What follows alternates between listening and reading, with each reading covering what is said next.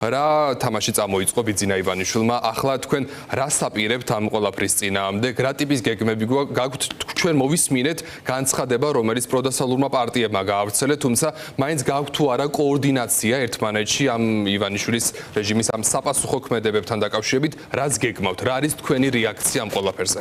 პირველ რიგში მოგესალმებით თქვენს მაყურებელს, ყველას მიმართ, ვინც მიმართაც რაღაცის გამოგონილი ბრალი წარადგინეს თუ წარუდგინეს, ყველას მიმართ არის ერთი უსამართლო და მეორე მხრივ გამოგონილი იქიდან გამომდინარე, რომ ადამიანებს აბრალებენ იმას, რასაც არა მხოლოდ ეს პოლიტიკური ლიდერები, არამედ ყველა ის ადამიანი, ვინც პოლიტიკაშია და არა მხოლოდ პოლიტიკაშია, ითხოვს საერთაშორისო საზოგადოების მხრიდან.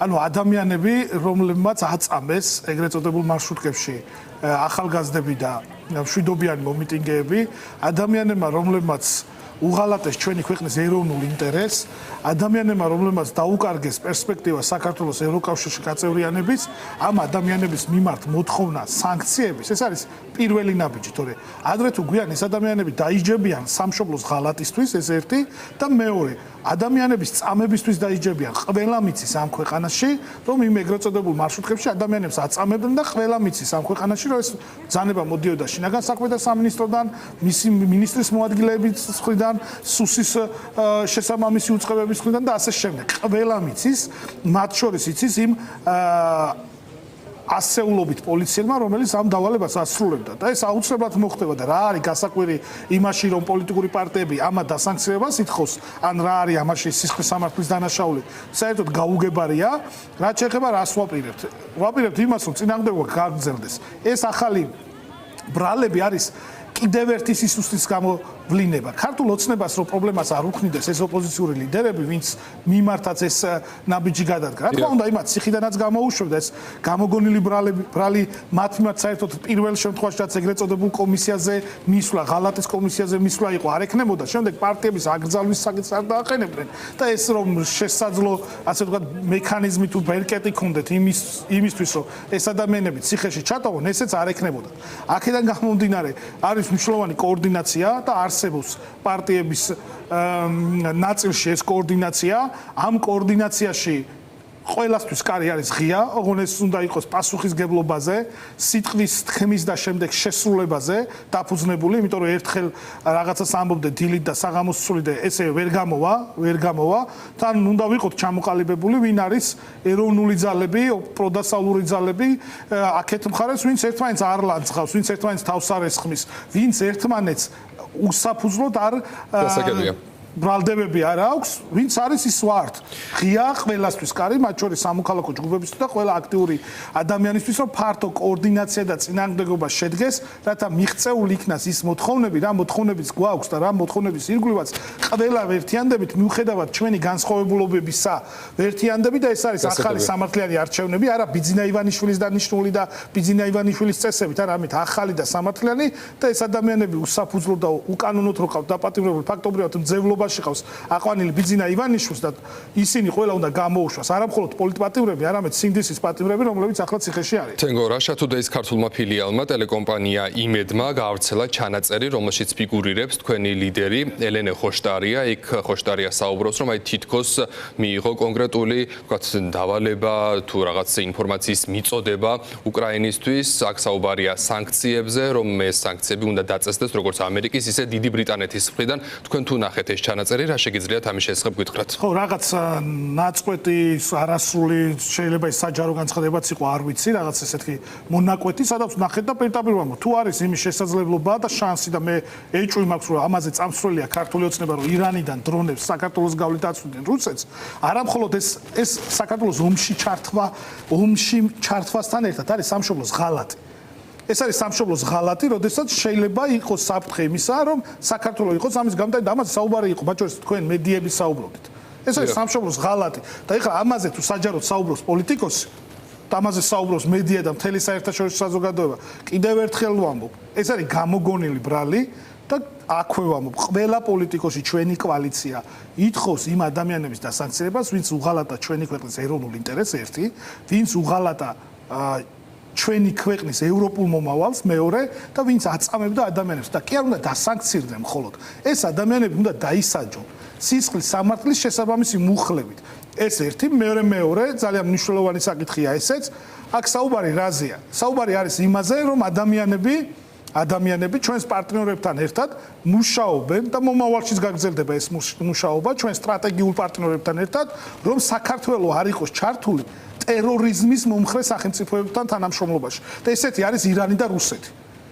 ჩვენ არაფერი გვაკავშირებს ირანთან და რუსეთთან, განსაკუთრებით დრონების, ტერორიზმის და ასე შემდეგ თანამონაწილეობაში და ვინცაც ამაში საქართველოს ჩართვა უნდა, ის არის ერთადერთი ამ ქვეყანაში საბოტაჟის მომწყობი და ამ ქვეყნის ეროვნული ინტერესის მოღალატე. ასევე ძალიან მნიშვნელოვანია ადამიანები, რომლებიც პრემიერ-მინისტრი, ეკონომიკის მინისტრის მოადგილე, ინფრასტრუქტურის მინისტრი, სახელმწიფო უსაფრთხოების სამსახურის უფროსი, არ გამომრჩეს თავდაცვის მინისტრი.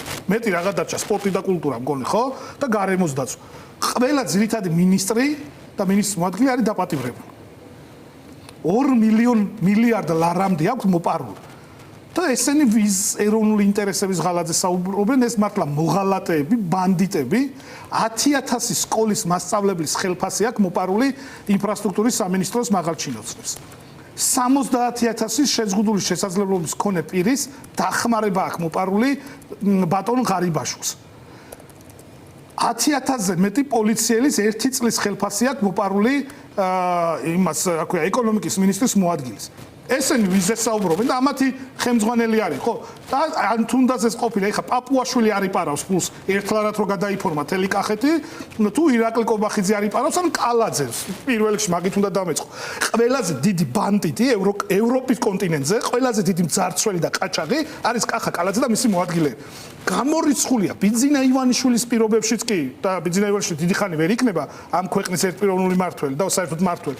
ბიძინა ივანიშვილის პირობებშიც კი გამოირკვევა, რომ კალაძე არის ევროპაში ყველაზე დიდი ბანდიტი.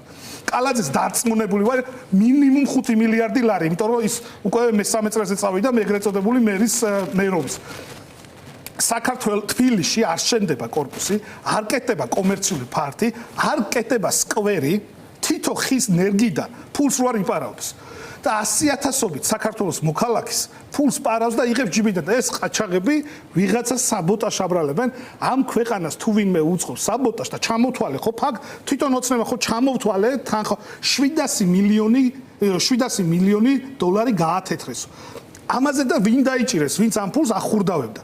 ანუ თქვენ წარმოგიდგენიათ რომ 700 მილიონის გათეთრებაში მხოლოდ ერთი ადამიანი დამაშავდა. თუ ვინმე უწყობს საბოტაჟს, ეს არის ქართული ოცნება, ბიძინა ივანიშვილი, თუ ვინმე ღალატობს, ეს ხო საბოტაჟია, ხო იზოლაციაში მოგვაქცია. კი, აი მეც ვამბობ, ქართული ოცნების ლიდერები უნდა მოხვდნენ იზოლაციაში. აქ ვამბობ, აი თქვენთან ეთერში. იზოლაციაში, არა საქართველოს და ქართული ხალხი, არამედ ქართული ოცნების ლიდერები უნდა მოხვდნენ იზოლაციაში. ვინ საქართველოს მოქალაქეებს ფულს პარავს? დიახ, ისინი უნდა იყვნენ დასაწყისები. არის თუ არა ეს პროცესი რაღაცნაირად მართლაც გაძლებაზე, ვინ უფრო გაუძლებს, რადგან მართლა წარმოუდგენელია, ხო, თქვენი კოალიციისთვის ამდენი ლიდერი საპატიმროშია გამოკეტილი. სამწუხაროდ ეს ფაქტია, მიუხედავად იმისა, რომ შეიძლება იყოს რთული, მაგრამ ჩვენი პარტია არ არის ის პარტია, ჩვენი პარტია არის ჰორიზონტალური მმართველობის მქონე პარტია, ჩვენი პარტიაში არის ძალიან ბევრი გამოცდილი ლიდერი, ვისაც აქვს კრიზისული გამოცდილების პერიოდში მართვის გამოცდილება, ასევე არიან ახალგაზრდა ლიდერები, რომლებიც ძალიან კარგად უმკლავდებიან იმ გამოწვევას, რაც არის. რაც არ უნდა მოხდეს, ეს იქნება ჩემ შემთხვევაში, სხვა ლიდერების შემთხვევაში, პარტია ახალი აკრძალვის პირობებშიც კი გააგრძელებს წინააღმდეგობას და ბრძოლას. ვინაიდან ყოველთვის აკრძალული იმარჯვებს. პოლიტიკაში ესე წერია. ტერორისტებთან მოთანამშრომლე ვერაზოს ვერ იმარჯვებს. ირანთან და რუსეთთან მოთანამშრომლე ბოლოს მარცხ ხდება. აი და ხედავთ მათ შორის ჩვენს რეგიონში და არა მხოლოდ ჩვენს რეგიონში. ნახავთ და ხედავთ როგორ მიმდინარეობს პროცესები. შეიძლება ეს დროში გაიწელოს, შეიძლება ეს მალე მოხდეს. გამორიცხულია, რომ ავტორიტარულ, დიქტატორულ რეჟიმებში აკრძალულებმა არ გაიმარჯვოს და ეს აუცილებლად მოხდება. პირველ რიგში ეს მოხდება, მე ვარ დარწმუნებული ქართველი ხალხის ნების საფუძველზე და ძალიან მნიშვნელოვანი საკითხი მაქვს კიდევ ერთი, რომელიც ასევე არის საბოტაჟი ჩვენი ქვეყნის და მინდა რომ ყურადღება მივაქციოთ. ორი შესაძლო ვარიანტია ეგრეთ წოდებული არაბული კომპანიისთვის მიწების დათმობა. ერთი ეს არის ბლეფი შეიძლება და ფულით ეთრდება, მათ შორის 6 მილიარდი, როგორც ამბობენ, იმიტომ რომ ყველაფერი გასაიდუმლოებულია. ერთი მხრივ შეიძლება ის იყოს ბლეფი და ფულის გათეთრება და დიდი კომბინაცია, რომელიც ბიძინა ივანიშვილი ფულის გათეთრებას ამ გზით ცდილობს, ეს ერთი, ან მეორე, ბიძინა ივანიშვილი პირდაპირ გადავიდა მიწაწყლის გაყიდვაზე. ის გონიოს ტერიტორია, რაზეც ჩვენ საუბრობთ, არის 1/5 ფართობი ბათუმის მთლიანად. ეს ერთი და მეორე. საქართველოს ფაქტურად დაახლოებით 20-მდე მუნიციპალიტეტის ხელა ტერიტორიაა.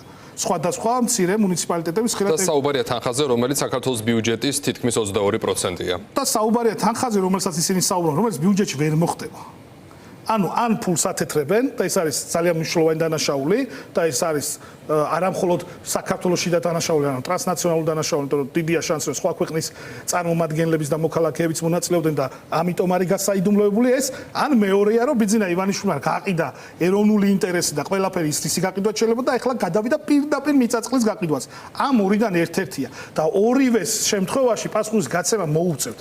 გასაჯაროება მოუწევთ ამ გასაიდუმლოებული დოკუმენტების. ან მოუწევთ იმის თქმა, რატომ მიიღეს ეს გადაწყვეტილება. რატომ მიიღეს ეს გადაწყვეტილება, ვინაიდან ეს იქნება ძალიან მნიშვნელოვანი წყალგამყოფი, მათ შორის დარწმუნებული ვარ ქართული ოცნების ბევრი ანუ უყურებთ, რომ ეს საკითხი იმდენად მძიმე იყოს ქართული ოცნებისთვის, რომ განმეორდეს ნამახვან ჰესის საკითხი, სადაც სახელმწიფომ წააგო თითქმის რა ვიცი 400 მილიონი დოლარი. მე უფრო რთულად მიმაჩნია ეს საკითხი, იმიტომ რომ კიდევ ერთხელ მან აქ არის ფულის გათეთრება და რაღაცა დიდი დანაშაული, რომელიც ვერ დაიმალება, ან აქ არის პირდაპირ მიწაწყლის გაყიდვა. ნამაჰან ჰესის შემთხვევაში განსხვავებული პოზიციები იყო, ორივე პოზიციას ჰქონდა ლეგიტიმური საფუძველი კითხვები დაისვა, ორივე პოზიციაზე მდგომ ადამიანებს, აქ ორი პოზიცია არ არსებობს. აქ არის ორი შესაძლო დანაშაული და ამ ორიდან რომელია ეს უნდა გაირკვეს და დარწმუნებული ვარ გაირკვევა და თუ ვინმე უწყობს საბოტაჟს ჩვენ სახელმწიფოს და ჩვენი სახელმწიფოს ომში ჩართვა უნდა რუსეთის მხარეს. ეს არის ბიძინა ივანიშვილი და მისი ბანდა.